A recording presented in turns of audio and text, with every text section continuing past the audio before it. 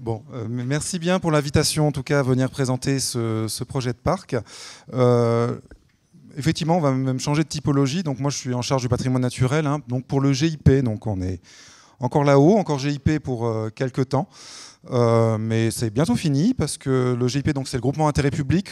C'était une structure qui a réuni l'État, les collectivités locales, les acteurs de la société civile ensemble pour travailler à l'émergence du prochain parc national de forêt.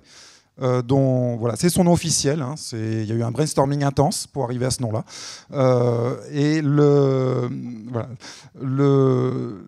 Pourquoi le nom de cet exposé-là? Simplement parce que je vais insister sur deux dimensions de ce futur parc, de ce parc.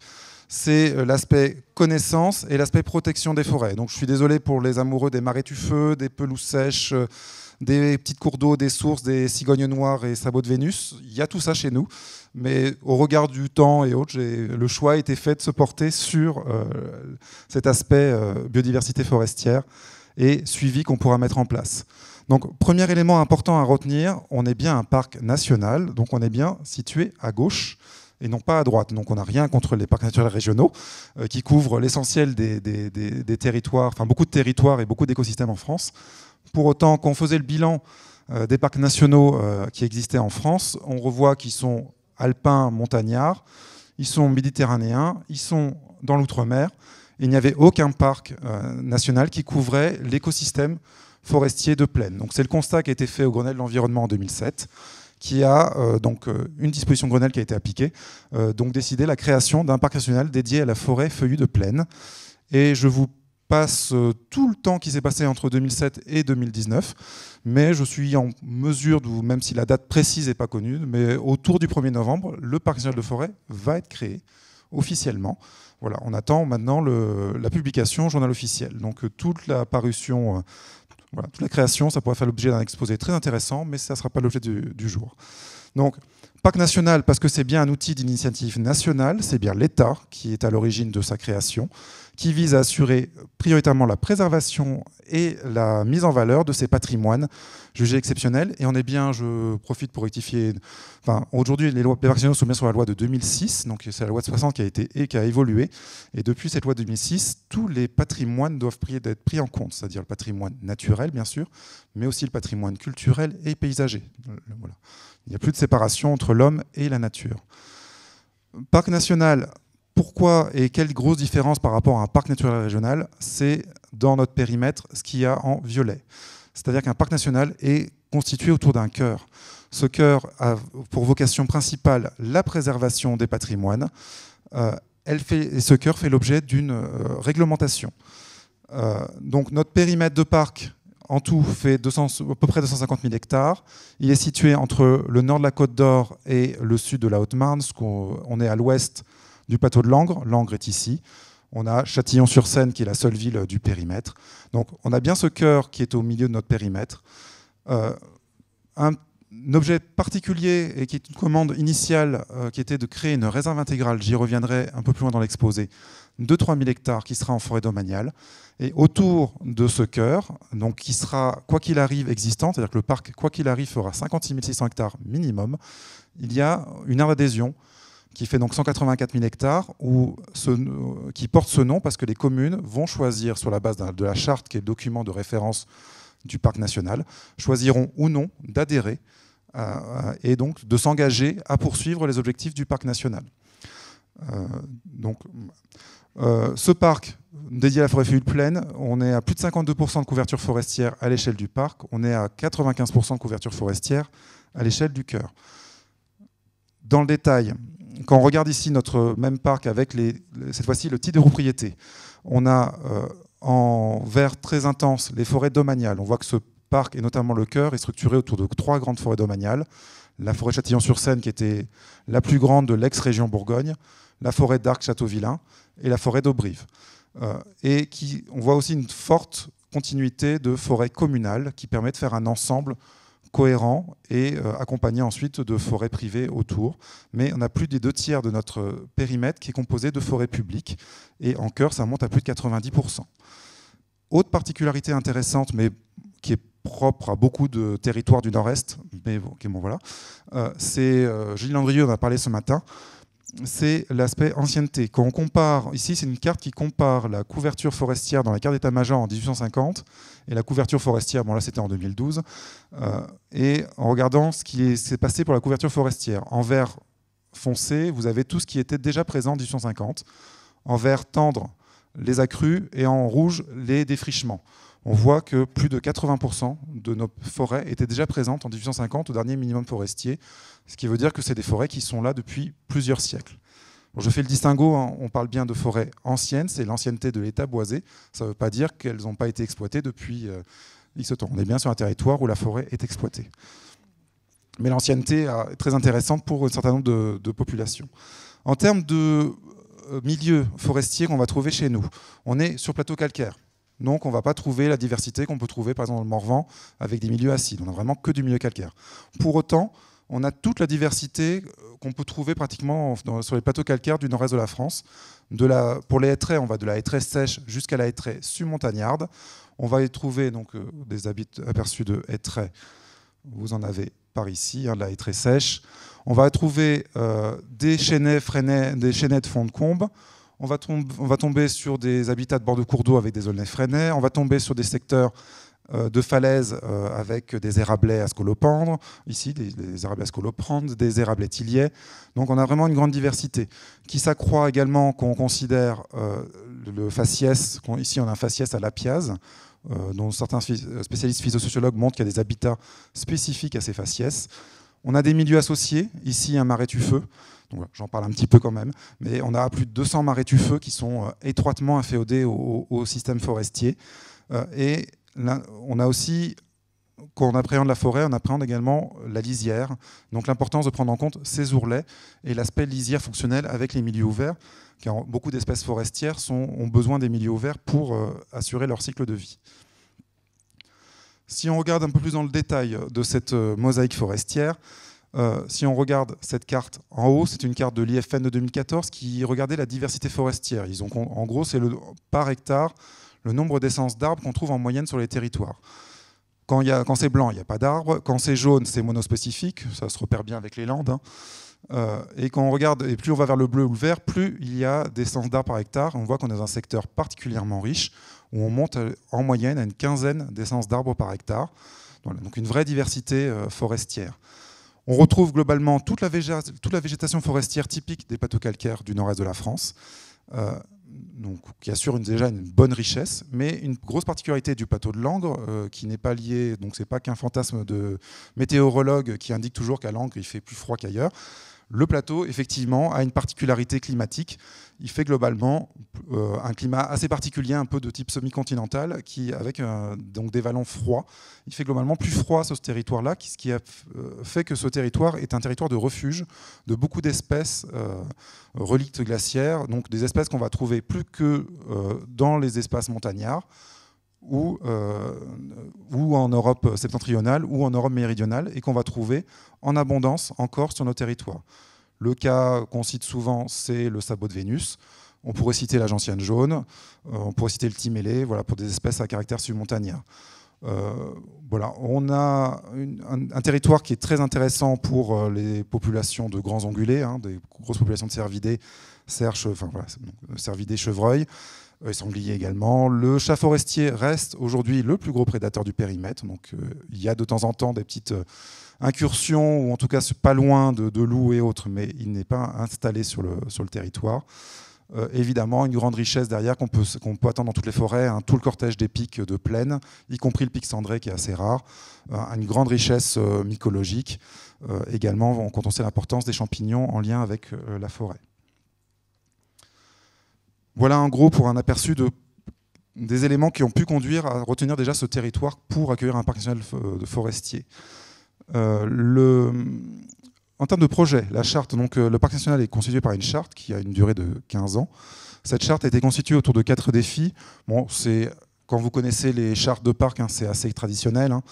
On a un défi qui va être sur la préservation, un défi qui va être sur le développement durable, un défi qui est sur l'exemplarité du territoire, y compris sur les aspects sensibilisation, et un défi sur la connaissance. Au regard de l'enjeu sentinelle forestière du parc, j'ai fait ressortir quelques éléments de la charte voilà, qui sont importants par rapport à cette dimension. Déjà, il a une ambition forte donc pour la préservation, qui est d'améliorer la naturalité forestière. Donc naturalité, gros bois, bois mort. On a mis, donc au-delà de la création de la réserve intégrale, on va mettre en place toute une trame qui va monter à plus de 10% dans les forêts domaniales de façon obligatoire d'îlots de vieux bois, d'îlots de sénescence, d'arbres bio. Voilà, de façon à ce que ce stade sénescent de la forêt puisse se répartir plus largement sur à partir d'un territoire où on est sur une forêt exploitée traditionnelle, on va dire, de plaine française. En parallèle, on va développer une gestion, une exploitation forestière respectueuse des patrimoines.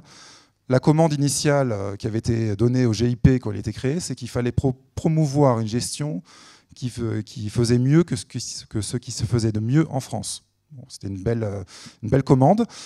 Comment on traduit ça? On a essayé effectivement d'aller regarder, de prendre fixer le diamètre minimum d'exploitabilité, de promouvoir la fuite irrégulière dans des milieux où c'est important, de préconiser des notions de dérangement d'espèces, de façon à limiter le dérangement d'espèces, et ainsi de suite. Et l'autre aspect, qui rejoint une des finalités très importantes des parcs nationaux, c'est la connaissance. Cet aspect connaissance, on a dans la charte une orientation qui vise véritablement à améliorer la connaissance de l'écosystème forestier avec un focus changement climatique. On est sur le territoire naturel du être, donc forcément ça interroge par rapport au changement climatique. Et on a une autre dimension qui peut interpeller un public naturaliste, mais qui est évidemment très importante. On est bien sur un parc où il y aura de l'exploitation forestière, et il est important de pouvoir montrer que la préservation de la forêt ne va pas à l'encontre du maintien d'une activité économique liée au bois. Et donc on va mettre aussi en place un observatoire pour suivre la ressource en bois disponible et prélevée à l'échelle du territoire, et également pour caractériser l'activité de la filière forestière. Pour des aspects plus concrets, la charte prévoit la mise en place d'un observatoire des forêts et de la ressource en bois. Ces missions vont être de suivre l'évolution des peuplements et la biodiversité forestière, et également d'évaluer la mise en œuvre de la charte du parc. C'est-à-dire que l'idée, c'est vraiment pas juste de mettre des grands principes, on va vraiment vérifier que ce qu'on a dit va se mettre en place. Et si ce n'est pas le cas, qu'on puisse mettre en place des mesures plus fortes pour tendre vers ça. Aujourd'hui, les éléments de cet observatoire ne sont pas tous arrêtés. Il y a eu des réflexions au sein du conseil scientifique du GIP. On a eu des petits travaux préliminaires d'AgroParisTech, etc., pour réfléchir à un système de réseau de parcelles permanentes, pour essayer de réfléchir à quel protocole, quel suivi à mettre en place. Mais tout ça reste à mûrir et sera certainement mûri, je pense, l'année prochaine. En lien un peu indirect, je l'ai raccroché, mais en fait c'est un projet qui est un peu parallèle, mais l'esprit est là. Le GIP est partenaire d'un projet qui est porté par ProSilva en accompagnement avec l'ONF, le CRPF, un syndicat forestier et AgroParisTech sur la forêt irrégulière école. En fait, on bénéficie sur le territoire, sur le massif d'Aubrive qui est ici, du fait que l'ONF a localement, il y a plus de 25 ans, engagé une transition vers la futée irrégulière. Donc futée irrégulière, je ne vais pas rentrer dans le jargon technique, mais en gros, quand on parlait de valeur esthétique de la forêt, c'est un peu cette gestion forestière où on ne fait pas des grandes coupes, on va chercher des arbres à droite à gauche, on maintient toujours un couvert forestier. Voilà, donc ça rejoint dans l'imaginaire un peu l'image de la forêt jardinée, celle qui rejoint un peu plus la vision de ce qu'on attend, on va dire, d'un fonctionnement naturel d'une forêt. Donc l'idée de ce programme qui se terminera avec un grand colloque pour sa première phase l'année prochaine, c'est d'améliorer la connaissance sur ce traitement irrégulier, proposer une formation vers les acteurs forestiers et également les élus et propriétaires et gestionnaires sur les avantages de cette futée irrégulière, et donc il s'appuie tout sur un réseau de parcelles qui est déjà suivi depuis 1997. Qui permet déjà d'avoir des premiers éléments concrets sur l'anadrométrie, sur des éléments de naturalité et biodiversité et de santé des forêts. Autre élément, ici, donc, la réserve intégrale que je vous ai citée tout à l'heure, qu'on retrouve ici, donc, qui est en forêt domaniale d'Arc. Donc la cartographie ici représente dans les grands habitats. C'est 3000 hectares en forêt domaniale, essentiellement de la forêt classique de plateau calcaire du nord-est de la France. C'était une volonté de notre part, et y compris le conseil scientifique qui y a travaillé. L'idée, c'est de pouvoir que les résultats qu'on va y obtenir puissent être transposés ailleurs. On n'a pas cherché un habitat qui est vraiment spécifique à notre territoire. Mais qui a quand même un intérêt parce qu'il y a en son sein 2 vallons qui permettent d'avoir une diversité d'habitats également et donc de tester d'autres éléments. Sa vocation première, c'est véritablement l'accueil de la recherche et pour faire un espace témoin et un laboratoire à ciel ouvert. Donc en lien avec d'autres sites de référence, il n'y aura pas que la réserve intégrale dans le parc qui nous servira à travailler. Il y a encore eu un échange dernièrement, tout début octobre, avec des spécialistes sur les fondements de cette réserve intégrale.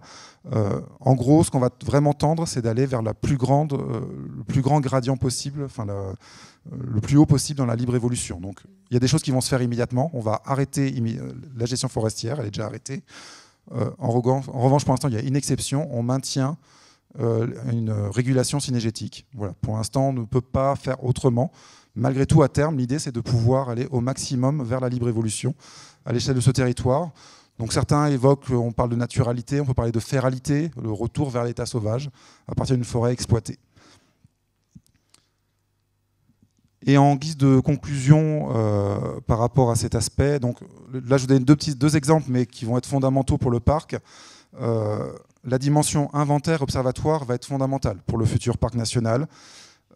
On constitue un territoire scientifique de référence, on n'est pas un laboratoire de recherche, par contre on est vraiment là pour pouvoir accueillir un maximum, accompagner au maximum la recherche sur notre périmètre. Donc on constitue un territoire qui va être protégé, donc en particulier son cœur et sa réserve intégrale, et c'est particulièrement propice aux séries longues de données. Donc on sait que c'est toujours l'élément qui est manquant, pouvoir avoir de la donnée dans le temps. Il y aura des équipes de terrain qui seront formées à l'observation et à la collecte de données, donc sur la base de protocoles qui seront également stabilisés et, je le précise, standardisés avec des partenaires, hein, bien sûr. On ne va pas partir avec nos protocoles à nous.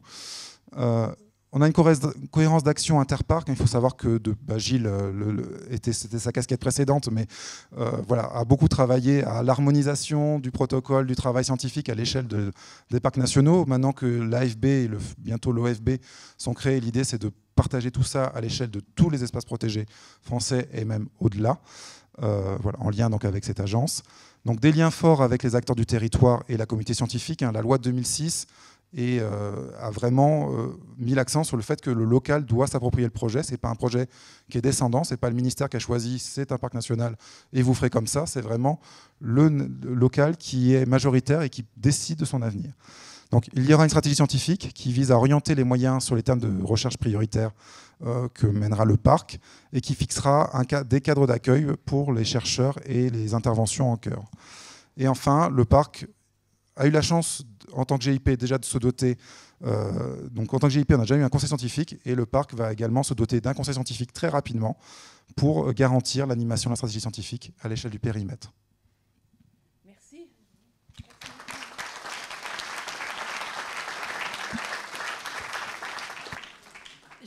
Je profite que j'ai le micro de manière un peu très triste. Pour vous poser la question, vous avez évoqué le fait que vous allez être en lien avec tous les acteurs territoriaux. Bon, vous êtes ici dans un parc régional qui...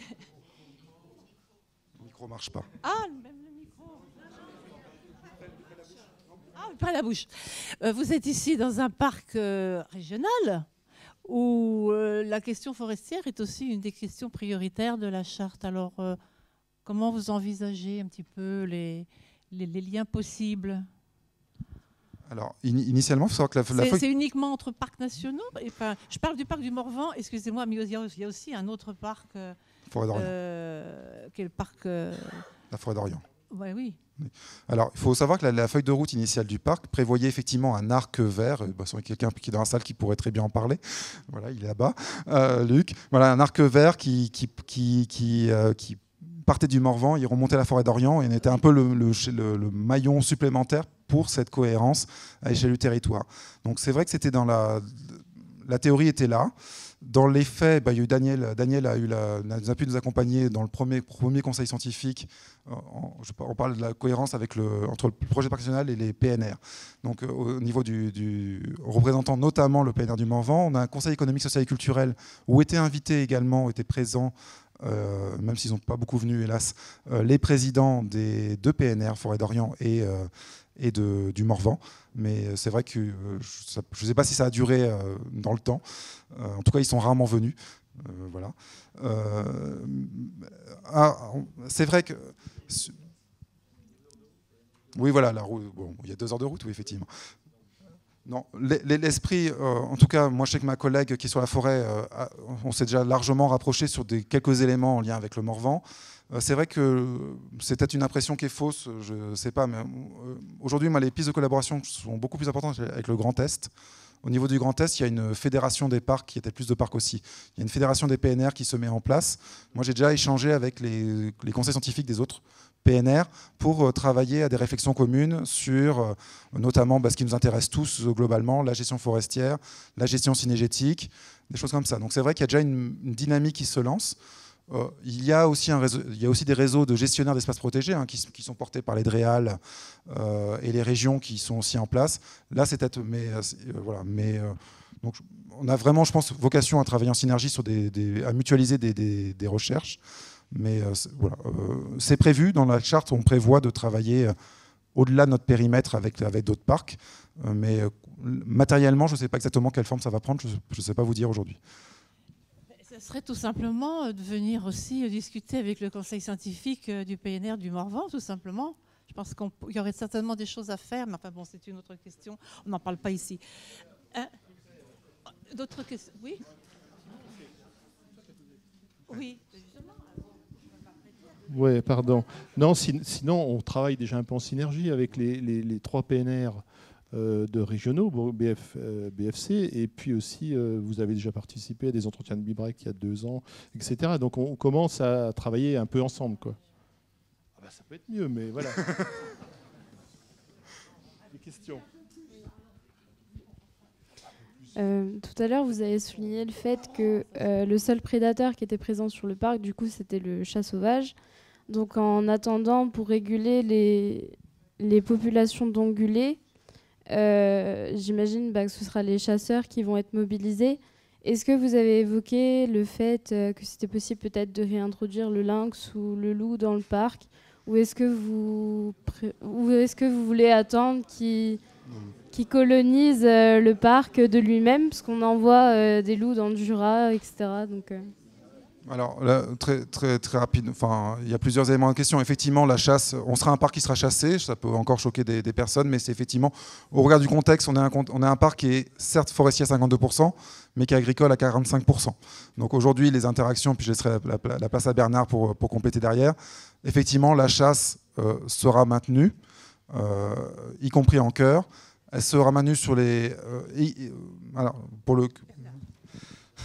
plusieurs éléments. Mais je parle bien du parc, hein. Je ne parle pas encore de la réserve intégrale.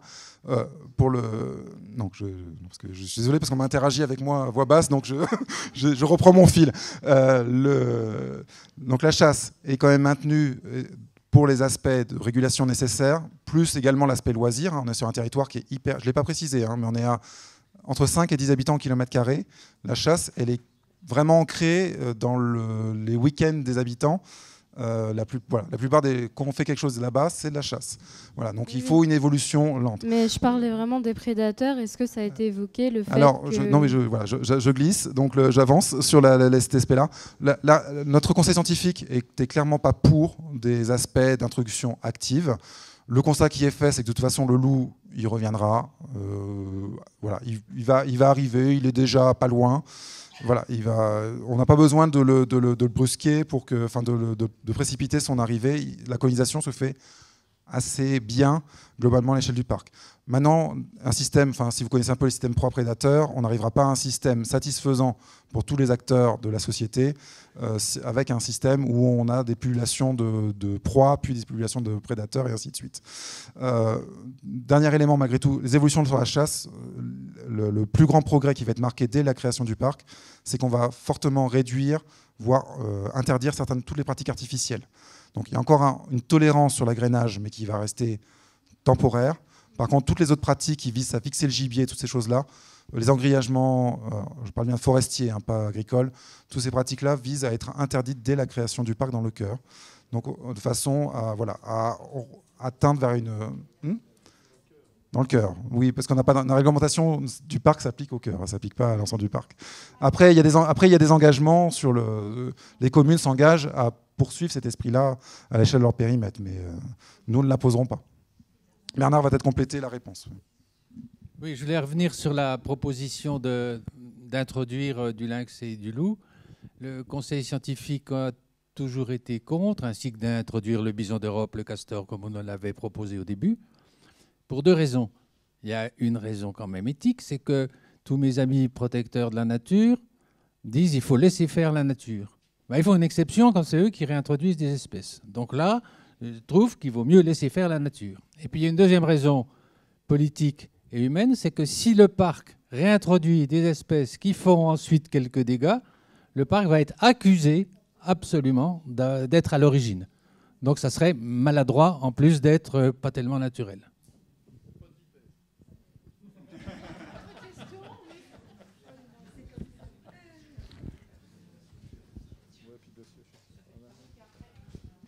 Oui, bonjour, Alexis Eldeman. Moi, j'ai une question. J'ai peut-être loupé une information sur la réserve intégrale. Est-ce qu'elle va être clôturée, comme il existe d'autres réserves intégrales qui sont complètement closes? C'est le principe au départ initial de la réserve intégrale. Dans certains endroits où il y a de la recherche, comme par exemple au CNRS de Chizé, etc., il y a des réserves intégrales qui sont vraiment... Historiquement, le périmètre était clôturé. Oui, on est d'accord. Maintenant, c'est un gruyère. On est tout à fait d'accord. Mais disons que ça peut être une logique par rapport au fait de ne pas avoir d'interaction avec le milieu extérieur du parc et donc faire des recherches. Et du coup, ma question, c'est comment on appelle ça une réserve, pourquoi on appelle ça une réserve intégrale à partir du moment où il va y avoir des interactions forcément importantes avec l'extérieur. Et donc, il va y avoir forcément de nombreux biais qui doivent intervenir dans les recherches qui vont être faites à l'intérieur de cette réserve intégrale. Donc, quel est l'objectif vraiment de cette réserve intégrale par rapport au reste? Est-ce que c'est juste une logique d'exploitation forestière ou est-ce que derrière, il y a aussi d'autres choses qu'on va pouvoir étudier au sein de cette réserve intégrale voilà. Alors, plusieurs éléments. Donc, non, la réserve intégrale ne va pas être clôturée, ce n'est pas l'objet. Pour autant, l'accès va être encadré. C'est-à-dire que le parc va donner les autorisations d'entrer ou de ne pas entrer en dehors de quelques sentiers. L'idée, elle fait 3000 hectares, c'est quand même très grand. Hein. C'est petit pour une forêt, mais ça reste grand pour un espace qui est quand même proche d'un village. Il restera certainement 2-3 sentiers pédagogiques pour que les gens puissent avoir une impression puissent se sensibiliser à ces aspects-là. Mais sinon, l'accès véritablement au cœur de la réserve intégrale sera encadré par le parc qui dira qui pourra y aller ou qui ne pourra pas y aller. Après, évidemment, on ne pourra pas toujours tout surveiller, donc si quelqu'un veut y aller en passant furtivement, il pourra toujours certainement y passer. Il y aura des sorties encadrées de la médiation scientifique aussi au sein de ce périmètre. De toute façon, on va pas... Effectivement, il y aura des phénomènes qui vont se faire. L'idée, c'est d'où l'idée de maintenir la régulation cynégétique, de façon à éviter la concentration du gibier, de ces ongulés à l'intérieur de la réserve, non seulement pour réduire les dégâts vers l'extérieur, mais également pour pas créer un milieu qui serait complètement déconnecté de ce qu'on peut trouver par ailleurs. Donc l'idée, c'est qu'il y a quand même une logique de maintien de la régulation, justement dans un premier temps à cause de ça, parce qu'il n'y a pas, pour boucler la première question, parce qu'il n'y a pas de régulateur naturel dans le périmètre. Je n'ai peut-être pas répondu à tout, mais voilà. Oui, mais j'avais une question. On a vu que la forme du cœur était assez particulière du point de vue anatomique. Là.